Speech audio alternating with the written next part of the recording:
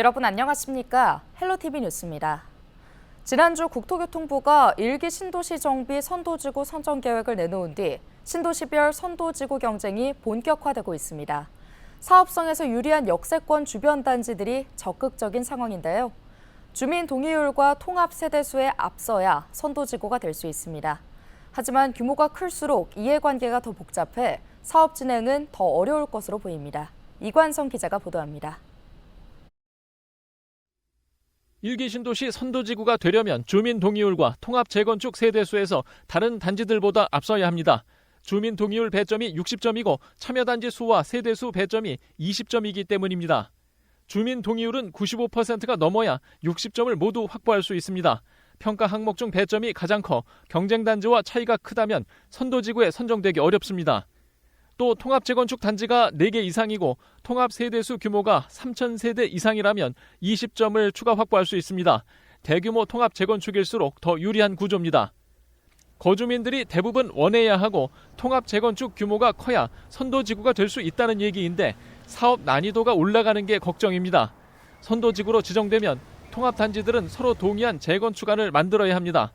하지만 용적률과 평형 규모가 다른 단지가 통합하는 경우 단지 간 지분 갈등 때문에 의견 일치가 어려울 수 있습니다. 용적률이 좀 다른 거예요. 단지별로. 예. 그럼 우리 아파트는 예를 들어서 용적률이 180%다. 옆에 있는 아파트는 용적률이 220%다. 그러면 우리는 당연히 더 많은 지분을 가지고 추가 분담금도 더 유리한 고지를 점령을 해야 되는데 서로 또 이해관계가 다르겠죠. 남은 일정 중 가장 중요한 변수는 추가 분담금 문제입니다. 부동산 경기 침체와 공사비 상승 때문에 재건축 추가 분담금이 주민들이 감당할 수 있는 수준을 넘어서고 있기 때문입니다. 최근 서울 노원구의 상계주공 5단지에서는 전용 면적 84제곱미터 추가 분담금이 5억 원이나 나와 조합과 시공사가 계약을 해지하는 일이 발생했습니다. 집값이 올라야 세대별 추가 분담금이 줄어들 수 있는데 중동 신도시는 이마저도 어려운 실정입니다. 집값이 이제 올라야만이, 예를 들어서 수지가 나와야만이 어떠한 사업을 하잖아요. 그런데 참 제가 봤을 때는 이 부천 주변으로 너무 아파트들이 많이 생겼어요. 역세권과 가까운 단지들은 용적률을 최대한 확보할 수 있어 사업성에서 유리할 것으로 보입니다. 준주거지역으로 종상향도 가능해 법정 용적률도 1.5배까지 늘릴 수 있습니다. 하지만 사업성 확보가 부족한 다른 단지들은 추가 분담금 문제가 재건축을 가로막는 현실이 될 가능성이 큽니다. 헬로티비 뉴스 이관서입니다. 일본 가와사키시 시민교류회가 최근 3박 4일 일정으로 부천시를 방문해 민간 교류 활동을 펼쳤습니다.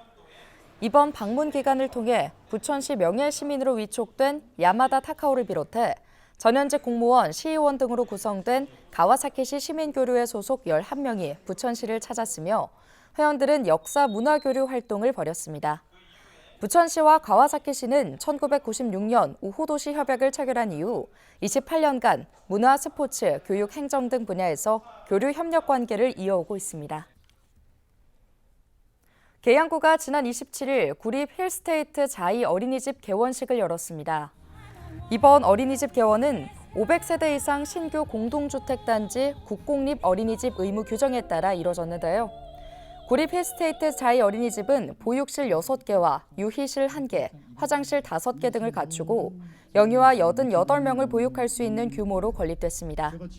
한편 이날 개원식에 참석한 윤환 계양구청장과 어린이집 연합회 관계자 등은 개원식 이후 북부권 문화예술회관 계양 아라운 유치를 인천시에 촉구했습니다.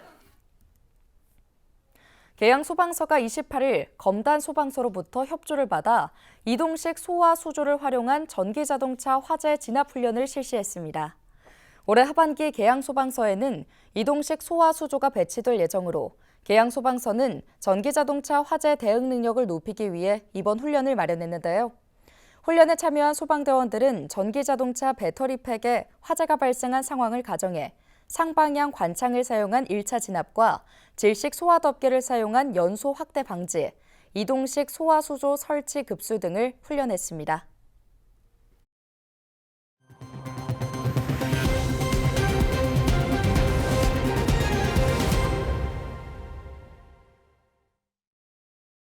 원자재 상승 등의 여파로 공사비가 오르면서 수도권 아파트 분양가가 천정부지로 치솟고 있습니다. 일명 국민 편형으로 불리는 전용 84제곱미터 기준 분양가가 10억 원이 넘는 단지도 속출하고 있는데요. 내 집 마련을 꿈꾸는 서민들의 한숨이 깊어지고 있습니다. 심다혜 기자가 보도합니다.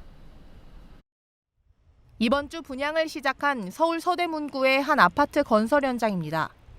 당초 지난해 초 예정이었지만 공사비 증액을 두고 조합과 시공사 간 충돌이 생기면서 분양 일정이 1년 이상 미뤄졌습니다.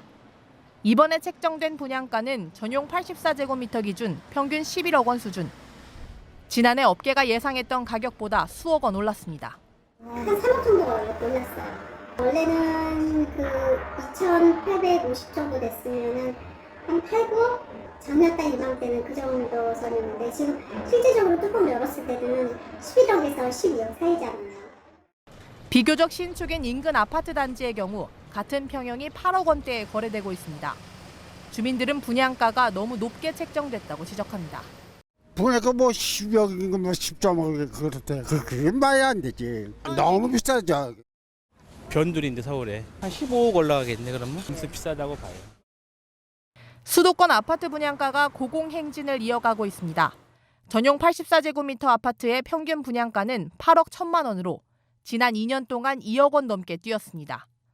광명과 수원, 성남 등 서울이 아닌 수도권 지역에서도 분양가가 10억 원이 넘는 단지가 속출하는 상황. 최근 3년간 시멘트 가격이 40% 이상 오르는 등 건축 자재물 가격이 상승했고 인건비도 15% 이상 올라 전체적인 공사비가 급등했기 때문입니다. 고금리 기조도 장기화되고 있어 이런 분양가 상승세가 지속될 거란 전망입니다. 이제 시장이 안 좋은데 분양가가 이렇게 올라가는 걸 의아하게 생각하시겠지만 향후에는 지금보다 더 많이 올라갈 수밖에 없다라고 좀 그러니까 건설 원자재 가격이 많이 폭등한 부분도 있지만 뭐 인건비라든지 금융의 이자 비용이 또 굉장히 많이 올라갔어요. 높은 분양가에 대한 부담이 커지면서 지난달 수도권에선 11,000가구가 넘는 미분양 주택이 나왔습니다. 헬로티비 뉴스 심다혜입니다. 다음 달 수도권 아파트 17,000여 가구가 집들이를 할 예정입니다. 부동산 플랫폼 직방의 자료를 살펴보면 6월 전국 아파트 입주 물량은 28,837가구로 절반 이상인 17,122가구가 수도권에서 입주하는 것으로 집계됐습니다. 지역별로 보면 지난달 입주 물량이 없었던 서울에서 1,503가구, 경기 12,024가구, 인천에선 3,395가구가 입주합니다. 직방 관계자는 최근 서울 전세 가격 상승세가 이어지는 한편 이례적인 대규모 입주가 집중된 강동구와 인접 지역에선 잔금 마련 등으로 전세 매물이 증가하는 등 입주장 여파가 계속된다고 설명했습니다. 경기도가 가짜 명품 판매자들을 대거 적발했습니다. 이들은 인적이 드문 곳에서 매장을 운영하며 상품을 유통해 왔는데요. 정품 골프 의류를 반값으로 할인해주겠다며 손님을 유인한 후 위조 상품을 판 업자도 있었습니다. 이재필 기자가 보도합니다. 경기도 수원시의 한 창고로 들어서니 선글라스 등 제품이 쏟아집니다. 모두 상표를 위조한 가품입니다. 경기도 남양주시의 한 창고, 모자, 티셔츠, 바지 등 창고를 가득 메운 의류들 역시 모두 가짜입니다. 경기도 특별사법경찰단이 가짜 명품을 판매한 혐의로 대형 창고 운영자 등 13명을 검거했다고 28일 밝혔습니다. 도 특사경이 검거 과정에서 압수한 위조 상품은 의류와 액세서리 등 약 4,000점으로 정품가 기준 17억 원 상당입니다. 주요 적발 사례를 살펴보면 A씨는 하남시의 골프 연습장 회원들에게 정품 골프 의류를 현금 결제 시 반값으로 할인해주겠다고 유인한 뒤 위조 상품을 판매했습니다. B씨는 남양주시의 한 창고를 소방용품 관리 업체인 것처럼 위장한 후 의류와 모자 등 위조 상품을 유통했는데 이 과정에서 실시간 SNS 방송을 활용하기도 했습니다. 검증된 그 중간 판매업자, 그러니까 SNS로 판매하는 사람들, 검증된 사람들만 거기 가서 SNS로 판매를 하고 거기에서 그 사람들에게 물건을 제공해 주는 거죠. 도는 위조 상품 판매를 막기 위해 단속 활동을 확대한다는 방침입니다. 헬로티비 뉴스 이재필입니다. 2045년부터 전국 17개 시도에서 인구가 자연 감소할 것이라는 전망이 나왔습니다. 통계청은 28일 2022년에서 2052년 장래 인구 추계 자료를 발표하고 2045년 이후 17개 모든 시도에서 출생아 수보다 사망자 수가 많아 인구 자연 감소가 나타날 것이라고 전망했습니다. 국내 총 인구는 2022년 5,167만 명에서 올해 5,175만 명으로 증가한 뒤 2052년 4,627만 명으로 줄어들 것이라고 내다봤습니다. 통계청은 또 최근 시도별 인구 변동 추세가 지속된다면 2022년 대비 2052년 세종과 경기의 총 인구는 증가하고 서울, 부산 등 15개 시도의 인구는 감소할 것이라고 전망했습니다. 해외 온라인 플랫폼이 판매하는 어린이용 제품 가운데 43%에서 유해 물질이 검출된 것으로 나타났습니다. 서울시는 지난달부터 지금까지 알리익스프레스와 테무 등 중국 직구 제품 93개를 대상으로 조사한 결과 총 40개 제품에서 유해 물질이 나왔다고 밝혔는데요.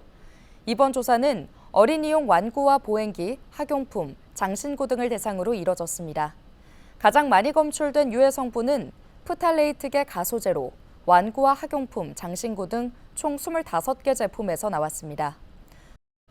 또 납과 니켈 등 중금속이 15개 제품에서 기준치를 초과해 검출됐습니다. 서울시는 현재 유해성이 확인된 제품에 대해선 국내외 온라인 플랫폼사의 판매 중지를 요청해 해외 직구 상품의 접근을 차단하고 있다고 설명했습니다. 인천시가 지역 활성화를 위해 지구 단위 계획을 완화하고 도시 문제를 발생시키는 건축물에 대해 관리 방안을 마련하기로 했습니다. 인천시는 28일 지구 단위 계획 정비 용역 착수 보고를 열고 월미구역의 건축물 높이 규제를 완화하는 등 57개 구역의 여건 변화 등 개선 필요 사항을 정비할 계획이라고 밝혔습니다. 또 도시 생활주택 증가로 인한 주차난과 주거 환경 악화, 물류창고 증가와 난립으로 인한 민원 등 늘고 있는 도시 문제를 개선할 것이라고 덧붙였는데요. 건축물 용도와 규모 제한 등 입지 기준을 마련해 난립을 막는다는 방침입니다. 서울시가 한강대교 전망 호텔인 스카이스위트 한강브리지 서울 호텔을 공개했습니다. 이 호텔은 용산구 한강대교 남부에 있어 직력 카페를 리모델링한 것으로 서울시가 에어비앤비와 함께 기획하고 제작했는데요. 약 44평 규모의 침실과 거실, 욕실, 간이 주방을 갖췄으며 최대 4명까지 입실할 수 있습니다. 숙박비는 감정평가를 거쳐 최저 34만 5천 원부터 최고 50만 원으로 산출됐고 다음 달 서울시의회 정례회를 거쳐 조례로 정해집니다. 정식 오픈은 7월 16일로 오는 7월 1일부터 에어비앤비를 통해 예약할 수 있습니다. 인천시와 구글이 공동 주최하는 유튜브 팬페스트 코리아 2024 행사가 6월 29일과 30일 인천 파라다이스 시티에서 열립니다. 유튜브 팬페스트 코리아는 한국에서 2018년 이후 6년 만에 오프라인 행사를 마련하는데요. 25개 크리에이터 팀과 팬 등 4천여 명이 참여해 역대 최대 규모가 될 전망입니다. 유튜브 팬페스트 코리아 2024 티켓 가격은 무료로 인터파크에서 예매할 수 있고 만 15세 이상 관람할 수 있습니다. 경기도 북부 소방재난본부가 오는 30일 양주시 천일페인트 일원에서 2024년 경기도 북부 긴급구조 종합훈련을 실시합니다. 이번 훈련은 화학물질이 보관된 공장 밀집 지역에서 폭발 사고가 발생해 인근 회암천까지 오염됐다는 상황을 가정해 진행하는데요. 북부 소방재난본부와 양주시, 8사단 등 22개 관계기관에서 약 300명의 인원이 참여합니다.